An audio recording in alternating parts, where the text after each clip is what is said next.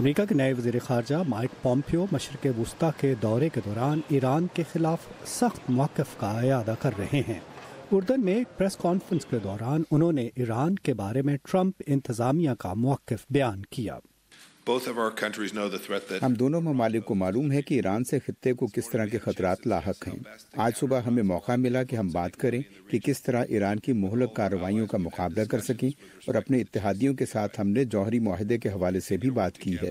Pompeo نے کہا کہ امریکہ کے ایران اور عالمی طاقتوں کے درمیان ہونے والے جوہری معاہدے پر کاربند رہنے کے امکان کم ہیں، جس کی توثیق 12 مئی کو ہونی ہے۔